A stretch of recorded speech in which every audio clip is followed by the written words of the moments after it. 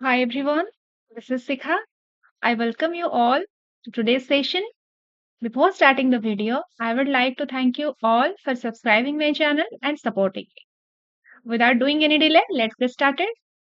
तो previous class में हमने क्या पढ़ा था कि हमारा जो सेल था उसके अंदर ये न्यूक्लियर डिवीजन कंप्लीट हो चुकी थी। न्यूक्लियर डिवीजन को हम क्या कहते हैं? Karyokinesis. Karyokinesis completed, still cytokinesis नहीं हुआ था, साइटोप्लाज्म का डिवीजन नहीं हुआ था। तो आज हम डिस्कस करेंगे साइटोकाइनेसिस। साइटोकाइनेसिस का मतलब क्या होता है? Cytoplasmic division. कैरियोकाइनेसिस का मतलब क्या होता है? आपका न्यूक्लियर डिवीजन। ठीक है, तो ये जो साइटोप्लाज्मिक डिवीजन है ये प्लांट सेल में थोड़ा अलग होता है और एनिमल सेल में अलग होते हैं। हम फर्स्ट एनिमल सेल डिस्कस करेंगे, फिर प्लांट सेल के बारे में डिस्कस करेंगे। So let's get started. क्या होता है एनिमल सेल में देखते हैं। तो हमने क्या देखा, ये सपोज एक एनिमल सेल है, इसके अंदर अब तक क्या दो न्यूक्लियस बन चुके हैं, कंप्लीट दो न्यूक्लियस बन चुके हैं, लेकिन वो उनका साइटोप्लाज्म अभी भी वही सेम, दोनों एक ही साइटोप्लाज्मिक कंटेंट के अंदर, एक ही सेल मेम्ब्रेन के अंदर दो न्यूक्लियस पड़े हैं। ठीक है, अब क्या होगा, इस साइटोप्लाज्म को भी डिवाइड करना होगा। कुछ साइटोप्लाज्म इस न्यूक्लियस के आसपास रहेंगे और कुछ साइटोप्लाज्म यहाँ कंट्रीब्यूट करेंगे। ऐसे करके सेल, ये सिंगल सेल दो सेल में बट जाएगा कंप्लीटली। ऐसे ये एक डाटा सेल, ये एक डाटा सेल बन जाएगा। ये कैसे होता है? एनिमल सेल में क्या होता है, यहाँ पे मैंने एक जो स्ट्रक्चर बनाया है, एनिमल सेल के अंदर की तरफ, एनिमल सेल के अंदर की तरफ, बाहर की तरफ नहीं, अंदर की तरफ एक क्या बनता है, एक माइक्रो फिलामेंट का बंडल बनता है। वो माइक्रो फिलामेंट का बंडल किसे लेके बनता है? Actin and myosin filament, myosin protein को लेके बनता है। ये एक्टिन और एंड मायोसिन क्या होते हैं? ये प्रोटीन से, कौन सी protein? Actin and myosin. Actin and myosin protein को लेके क्या बनता है हमारा? माइक्रोफिलामेंट। एक्टिन और मायोसिन प्रोटीन को लेके एक माइक्रोफिलामेंट का बैंड लाइक स्ट्रक्चर, एक माइक्रोफिलामेंट का रिंग लाइक स्ट्रक्चर, वो क्या होता है? आपका सेल के अंदर साइड पे डेवलप होता है। ठीक है, ये एक्टिन और मायोसिन फिलामेंट की स्पेसिफिसिटी क्या है? ये एक्टिन और मायोसिन फिलामेंट ये क्या करते हैं? कॉन्ट्रैक्शन करते हैं। आपको पता है हमारी बॉडी में सिर्फ एक ही सेल है जिसके पास कंट्रैक्शन होने की एबिलिटी है, और वो है आपकी muscle cell. Right, muscle cell को अगर आप छोड़ दो तो क्या आपका बोन कंट्रैक्शन कर सकता है? ब्लड सेल कंट्रैक्शन करता है? या फिर बॉडी का कोई भी सेल, न्यूरॉन आपका कंट्रैक्शन कर सकता है? नहीं, सबका काम अलग अलग है, क्योंकि उसके अंदर उस टाइप के प्रोटीन मिलते हैं जो लीड करते हैं उनके फंक्शन को। ठीक है, मसल टिश्यू, जो भी मसल टिश्यू, हम मूवमेंट कर रहे हैं, मैं अपने हाथ को ऐसे मूवमेंट कर रहा हूँ, कैसे कर पा रही हूँ? मैं अपने हाथ को ऐसे कर रहा हूँ, कैसे कर पा रही हूँ? क्योंकि यहाँ पे मेरा मसल कंट्रैक्शन हो रहा है। मेरी मसल कंट्रैक्शन की वजह से जो मसल टिश्यू है मेरी, वो कंट्रैक्शन हो रहा है। टिश्यू किसे लेके बना है? सेल को लेके बना है। ये जो मसल टिश्यू, जो मसल सेल को लेके बना है, उसके अंदर कंट्रैक्शन करने की कैपेबिलिटी है। तो फिर क्या स्पेशल है इन सेल्स में, क्या स्पेशल है इन मसल टिश्यू में, जो उन्हें कंट्रैक्ट होने के लिए कैपेबल बना रही है? तो क्या है? ये actin and myosin protein present है। सिमिलरली इस रिंग लाइक स्ट्रक्चर में, इस माइक्रोफिलामेंट में वही प्रोटीन है, एक्टिन और मायोसिन के प्रोटीन। तो ये क्या करेंगे? कॉन्ट्रैक्ट करेंगे। ठीक है, तो क्या करेंगे? कॉन्ट्रैक्ट करेंगे। ये मैकेनिज्म कैसे होता है मैं आपको अभी समझाने की कोशिश कर रहा हूँ। इट्स वेरी इजी, जस्ट थोड़ा मतलब इमेजिन करने की कोशिश कीजिए मैं जो बोल रहा हूँ। ये आपका क्या हुआ? कंसिडर कीजिए, ये आपका सेल हुआ, ये आपका सेल हुआ, ये आपके सेल मेम्ब्रेन का एक्सटर्नल पार्ट है, और ये इस अंदर का पार्ट है क्या? Internal part of the cell. इसके अंदर आपके क्या है? इसके अंदर क्या है? आपका साइटोप्लाज्म है, न्यूक्लियस है, दो न्यूक्लियस है, सपोज एक यहाँ और एक यहाँ, दो है इसके अंदर। इसके अंदर की तरफ से एक रिंग, एक बैंड लाइक स्ट्रक्चर, किसका? माइक्रोट्यूबुल्स का, जो एक्टिन और मायोसिन को लेके बने हैं, वो डेवलप होता है। समझ में आया? इसके अंदर एक बैंड लाइक स्ट्रक्चर इसके मिडिल में ऐसे डेवलप हो गया। ठीक, यहाँ पे सपोज डेवलप हो गया। ठीक है, ये क्या करेंगे, ये सरफेस एकदम प्लेन है, ये सरफेस एकदम मतलब एकदम प्लेन है।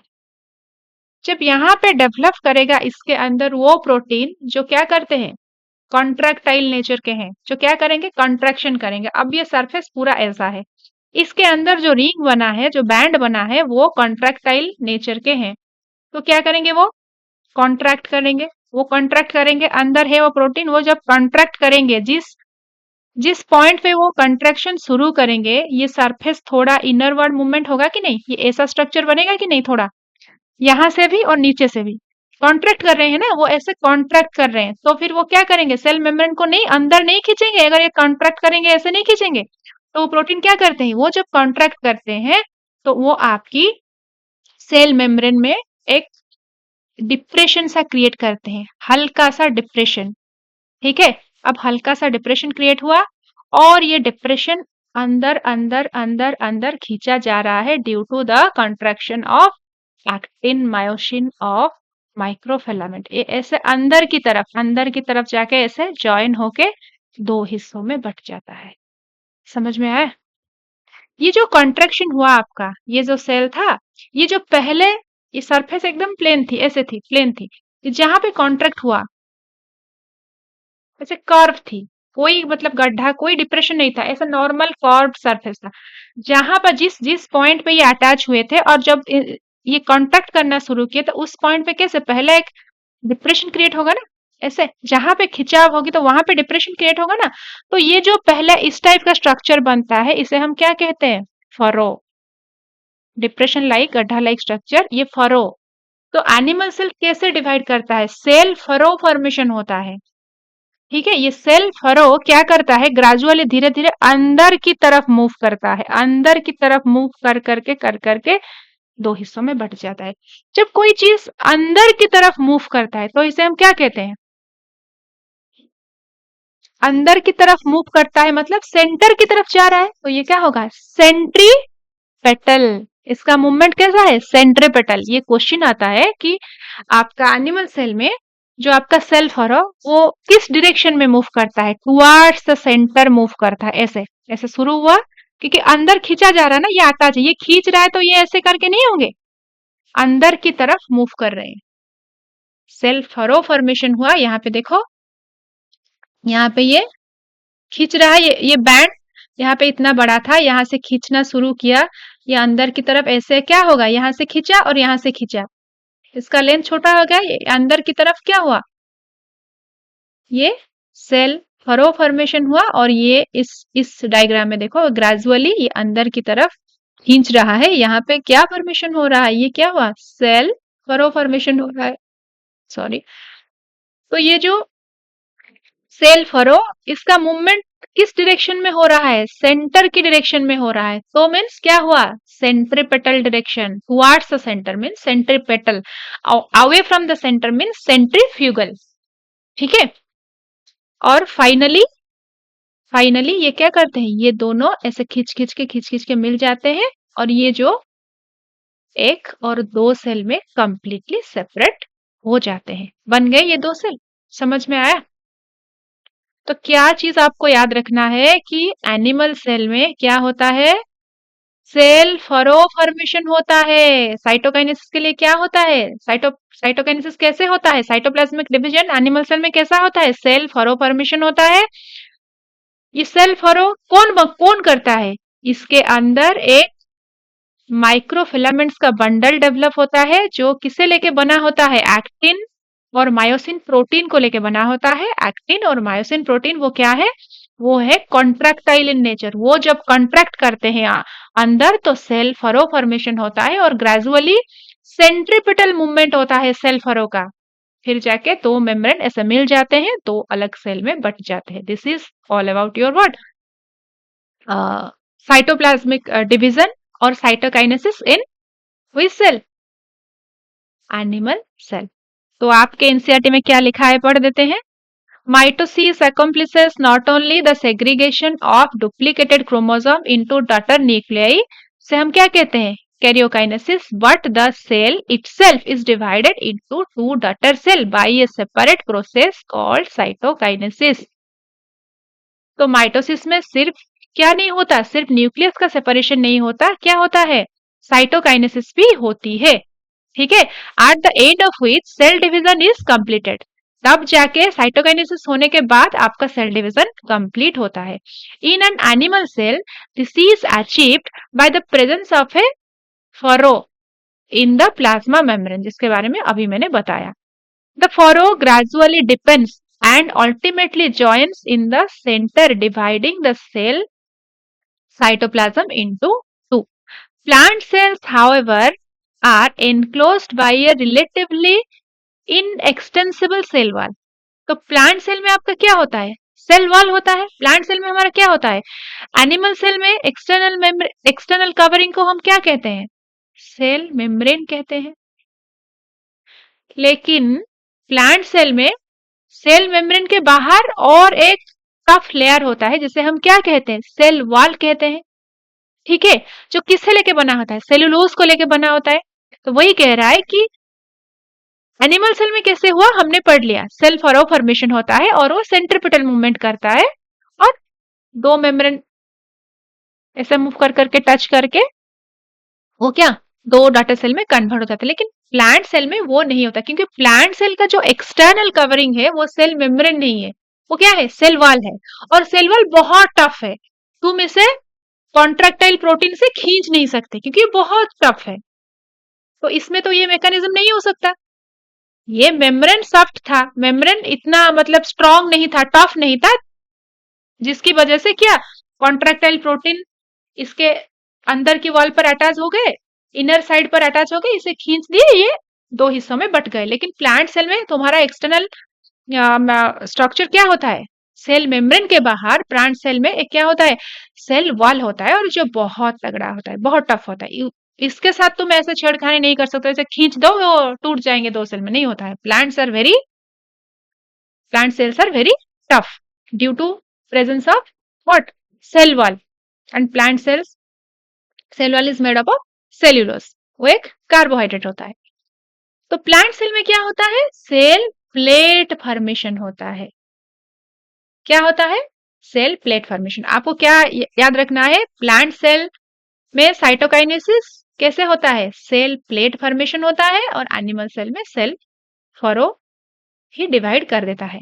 हम नेक्स्ट स्लाइड पे पढ़ेंगे कि कैसे होता है, पहले समझ लेते हैं, फिर प्लांट सेल के बारे में जो लिखा है पढ़ेंगे, राइट। पहले समझ लेते हैं। तो फिर ये आपका हुआ क्या, ये आपका हुआ एक प्लांट सेल मैंने ड्रॉ किया है, ये आपका एक्सटर्नल क्या हुआ, सेल वॉल सेलुलोज से बना है, ये आपका क्या मेम्ब्रेन है, और इसके अंदर दो न्यूक्लियस है। ठीक है, प्लांट सेल में क्या होता है, आपको प्लांट सेल में क्या होता है, एक फ्रैग्मोप्लास्ट करके स्ट्रक्चर यहाँ पे इस रीजन पे बनता है। किस रीजन पे, जहाँ पे आपका मेटाफेजिक प्लेट डेवलप हुआ था, उसी रीजन पे बनता है एक क्या, इसे क्या कहते हैं, फ्रैग्मोप्लास्ट कहते हैं। ये फ्रैग्मोप्लास्ट असल में होता क्या है, एक्चुअली होता क्या है, कैसे बनता है, ध्यान से सुनिए मेरी बात। यहाँ पे क्या हुआ था, यहाँ पे और एक बना लेती हूँ, मैं सेल वॉल नहीं बना रही हूँ, सेल मेम्ब्रेन को लेकर समझा रही हूँ आपको। आपका क्या हुआ था, टेलोफेज में जब आप जाके पहुंचे, दो न्यूक्लियस बन गए, और आपके जो स्पिंडल फाइबर बने थे वो धीरे धीरे क्या करेंगे, डिसइंटीग्रेट होने लगेंगे। ये धीरे धीरे टूट के ऐसे, मतलब आपके जो स्पिंडल फाइबर बने थे, याद करो, वो स्पिंडल फाइबर क्या, वो धीरे धीरे डिसइंटीग्रेट करने लगेंगे।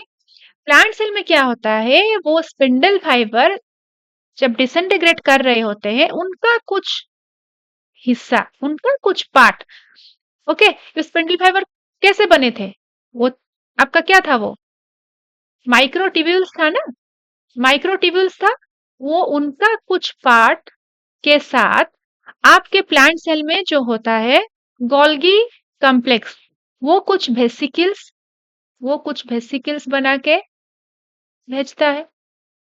ओके, वो कुछ वेसिकल बनाता है, और ये जो माइक्रोट्यूब्यूल्स है, वो वेसिकल्स आके इस माइक्रोट्यूब्यूल के साथ अटैच होके, ठीक है, एक स्ट्रक्चर बनाते हैं एट द मिडिल और तुम इसे कह सकते हो मेटाफेजिक प्लेट पे आके एक स्ट्रक्चर बनाते हैं जिसे हम क्या कहते हैं, फ्रैग्मोप्लास्ट।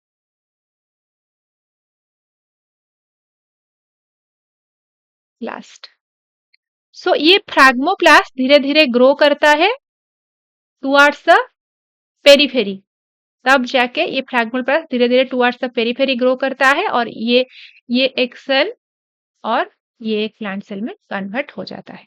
सो फ्रैग्मोप्लास्ट क्या है थोड़ा समझ लेते हैं। Phragmoplast is a structure formed by the combination of कौन कौन मिलके, combination of microtubules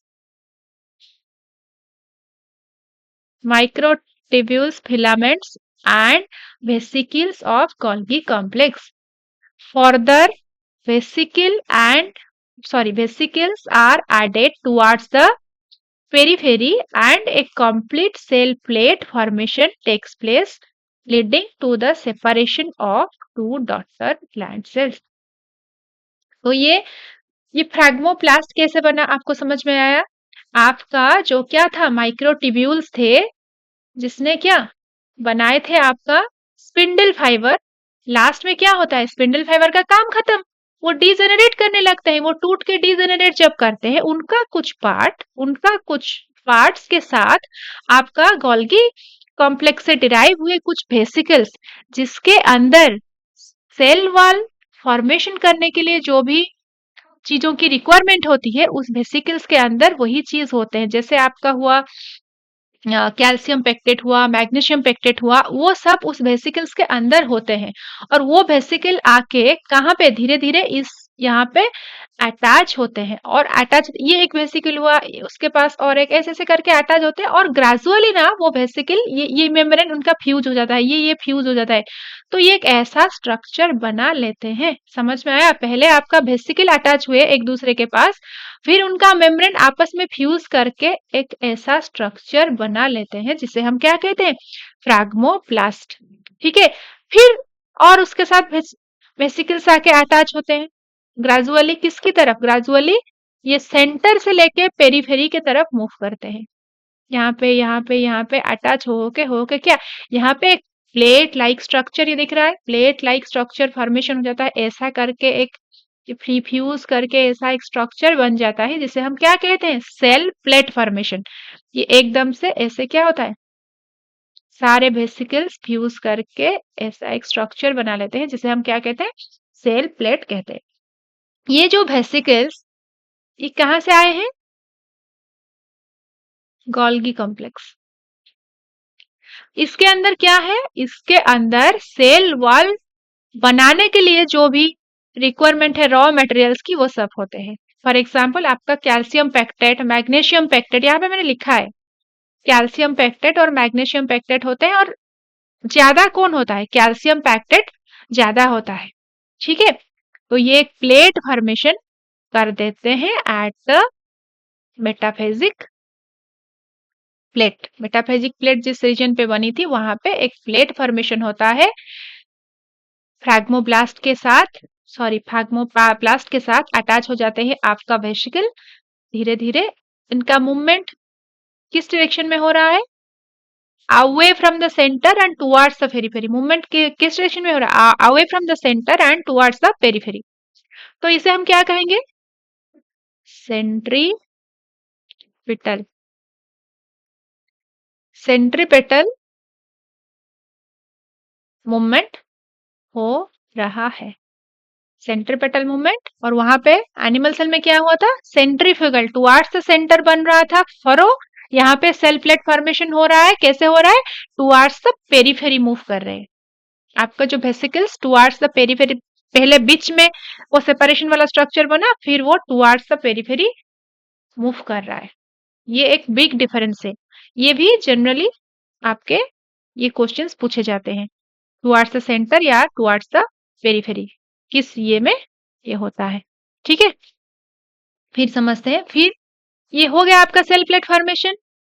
ये जो जिस वेसिकल से बने थे वो यहाँ पे कुछ, वो यहाँ पे क्या बना लेंगे, इसके अंदर की तरफ, इसके अंदर की तरफ वो बना लेंगे सेल वॉल। और यहाँ पे बना लेंगे इस सेल की चारों तरफ क्या बना लेंगे, सेल वॉल, फिर सेल वॉल के अंदर आपका बन जाएगा एक सेल मेम्ब्रेन और यहाँ पे भी बन जाएगा एक सेल मेम्ब्रेन। ठीक है, ये थोड़ा मेसी हो गया। यहाँ पे देखो, ये कंप्लीट इसके अंदर सेल वॉल और सेल मेम्ब्रेन बन चुका है और आपका जो सेल प्लेट ये किस में कन्वर्ट हो जाएगा? Middle lamella. आपको पता है ना, प्लांट सेल एक दूसरे के साथ, ये एक प्लांट सेल और एक प्लांट सेल, इनके बीच क्या होता है? एक स्ट्रक्चर होता है, सीमेंटिंग स्ट्रक्चर होता है जो उन्हें अटैच करके रखता है, सीमेंटिंग स्ट्रक्चर, जिसे हम क्या कहते हैं?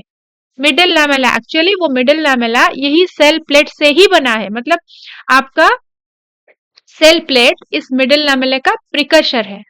सेल प्लेट क्या करता है? ये आपका सेल हुआ, ये आपका सेल हुआ, यहाँ पे सेल प्लेट फॉर्मेशन हो गया। अब क्या होगा? ये सेल प्लेट अपनी अंदर की तरफ क्या बना लेगा? सेल वॉल बना लेगा। फिर उसके अंदर की तरफ क्या होगा? सेल मेम्ब्रेन होगा। और बाकी ये तो सब है ना बाहर में, तो ये बन जाएंगे दो सेल, दो प्लांट सेल। सेल मेम्ब्रेन, ये बाहर का सेल वॉल, सेल मेम्ब्रेन, और इसके बाहर आपका क्या बना? Cell wall. और ये बीच में क्या रह जाएगा? वही क्या, वो स्ट्रक्चर क्या था? वो स्ट्रक्चर तो था ना आपका सेल प्लेट। वही सेल प्लेट आपके फाइनली जब दो सेल में टूट जाते हैं, 1 और 2 सेल में, वही आपका क्या बनाता है? मिडल लैमेला बनाते हैं। So this is all about your plant cell division. Sorry, plant cell division नहीं, प्लांट सेल में आपका क्या? Cytoplasmic division. प्लांट सेल में कैसे साइटोप्लाज्मिक डिवीजन होता है तो हमने समझ लिया। तो बेसिकली आपको क्या क्या मतलब याद रखना है?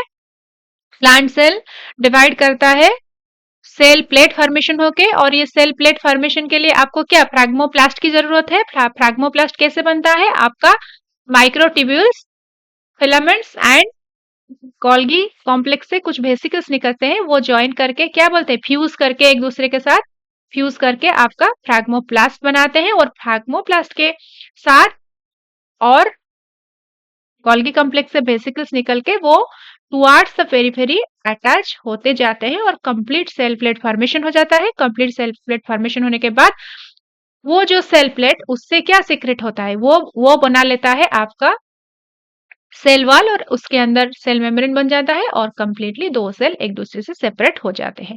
और वो जो आपका सेल प्लेट बनाता है वो जाके फाइनली वो मिडिल लैमेला में कन्वर्ट हो जाते हैं। और ये जो वेसिकल्स है इसके अंदर क्या होते हैं? आपका पेक्टेट होते हैं, जो कैल्शियम पेक्टेट और मैग्नीशियम पेक्टेट जनरली होते हैं, और कैल्शियम पेक्टेट ज्यादा अमाउंट में होता है। अब देखते हैं आपके एनसीईआरटी में क्या लिखा है, पढ़ लेते हैं। तो कहाँ तक पढ़े थे हम? यहाँ तक पढ़े थे कि plant cells however are enclosed by a relatively inextensible cell wall. Therefore they undergo cytokinesis by a different mechanism. In plant cell, wall formation start in the center of the cell, grows outwards to meet the existing lateral wall. समझ में आया? ये बीच में शुरू होके कहाँ तक जाता है? पेरिफेरल रीजन तक जाता है, मतलब यहां से शुरू हुआ और साइड की तरफ मूव करता है और फाइनली जाके किसे टच करेगा? फाइनली जाके आपके cell membrane and cell wall को टच करेगा। The formation of the new cell wall begins with the formation of a simple precursor called cell plate. तो जिसे मैंने बताया, पहले सेल प्लेट बनता है, सेल प्लेट से ही क्या बनता है? सेल वॉल बनता है। सेल प्लेट कैसे बनता है मैंने आपको अच्छे से समझा दिया है। फ्रैग्मोब्लास्ट शायद आपकी बुक में नहीं लिखा है, फॉर योर बेटर अंडरस्टैंडिंग मैंने बता दिया है। That represent the middle lamella between the walls of two adjacent sales. मैंने आपको भी क्लियरली बताया कि सेल प्लेट कैसे जाकर मिडिल लैमेला में कन्वर्ट होता है। सेल प्लेट, ये हुआ आपका सेल प्लेट फॉर्मेशन हो गया। ये सेल प्लेट क्या करता है? सेल वॉल बनाता है। यहाँ पे भी सेल वॉल बनाता है और इसके अंदर क्या बन जाते हैं? Cell membrane. और यहाँ पे तो स्ट्रक्चर थे सब पहले से। अब क्या हुआ? ये दो सेल, यही डायग्राम मैंने सेकंड स्लाइड पे बनाया था। अब ये जो सेल प्लेट फॉर्मेशन हो गया, ये अब क्या बोला जाएगा? Middle lamella. मिडिल लैमेला क्या होता है? दो एडजेसेंट सेल के बीच जो आपका सीमेंटिंग स्ट्रक्चर होता है, जो उन्हें जोड़ कर रखता है, इसे हम क्या कहते हैं? Middle lamella. ठीक है। At the time of cytoplasmic division, Organelles like mitochondria and plastids get distributed between the two daughter cells. Cytoplasmic division हुआ मतलब जो भी ऑर्गेनल्स थे वो भी डिस्ट्रीब्यूट हो गए दो दो सेल में equally. In some organisms, karyokinesis is not followed by cytokinesis, as a result of which multinucleated condition arises, leading to the formation of syncytium. वो क्या ये क्या कह रहा है?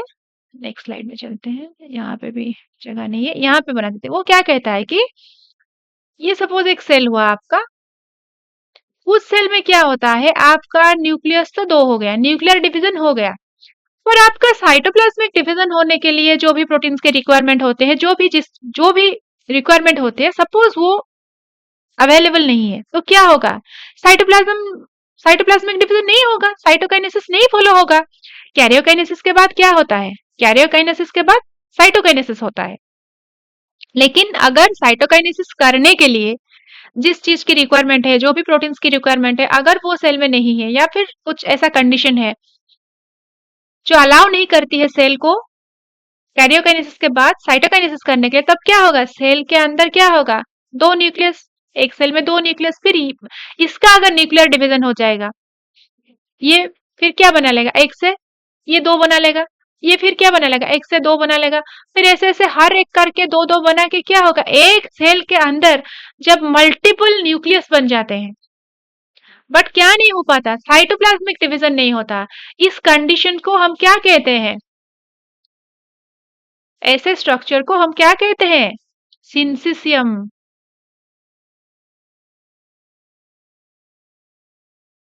सॉरी स्पेलिंग मैंने गलत लिख लिया, SYNCY छोड़ दिया मैंने, सिंसिसियम. तो इसको क्या कहते हैं, ये मल्टी न्यूक्लिएटेड कंडीशन, एक ही सेल के अंदर जब मल्टी न्यूक्लिएटेड कंडीशन बन जाता है तो इसे हम क्या कहते हैं, सिंसिशियम कहते हैं. एग्जाम्पल आपका जो लिक्विड एंडोस्पर्म इन कोकोनट. ठीक है, समझ में आया. आई थिंक ये आपका साइटोकाइनेसिस कंप्लीट हो गया. अब हम सिग्निफिकेंस देख लेते हैं. माइटोसिस का सिग्निफिकेंस क्या है, माइटोसिस और the equational division is usually restricted to the diploid cell only. हाँ ट्रू है, आपका डिप्लॉयड सेल में ही तो होता है, क्या माइटोसिस ही होता है ना, diploid cell having 2n number of chromosome, और ये माइटोसिस करके क्या होगा, फिर से सेम प्रकार का डॉटर सेल बनाएगा. ठीक है, तो माइटोसिस किस में होती है, डिप्लॉयड सेल में ही होती है. In some lower plants and in some social insects, haploid cell also divide by mitosis. कुछ लोअर प्लांट्स में, समझ में आया, कुछ लोअर प्लांट्स में जनरली माइटोसिस डिप्लॉयड सेल में होता है, बट कुछ लोअर प्लांट्स में, जैसे आपका लोअर प्लांट्स या फिर एनिमल हुआ, जैसे आपका हॉनी बी का ले रहा है, वो क्या होता है, वहां पे डिप्लॉयड सेल मतलब having n number of chromosome, haploid set of chromosome, वो भी डिवाइड करते हैं, क्या माइटोटिकली डिवाइड करके अपना नंबर बढ़ाते हैं. It is very essential to understand the significance of the division in the life of an organism. अगर आपका माइटोसिस नहीं होगा, आपने देखा है आपके मतलब वाल लिजर्ड होते हैं, वाल लिजर्ड देखा है ना, वो क्या करते हैं, अपने टेल को ना ऐसे निकाल देते हैं, वो टेल को अपना मतलब तोड़ देते हैं, कुछ दिन के बाद ना उनका टेल फिर से रीजनरेट कर जाता है, फिर से उनका टेल, ये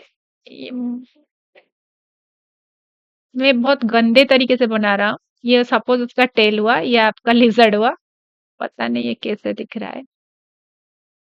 ठीक है, ये क्या करता है, ये अपना टेल क्या करता है, रिमूव कर लेता है, थोड़ी दिन के बाद देखोगे फिर इसका टेल क्या होता है, रीजनरेट हो जाता है. ये किस प्रोसेस से हो रहा है, सेल डिवीजन हो रहा है ना, माइटोसिस तो हो रहा है ना, यहाँ पे कैसे हो रहा है.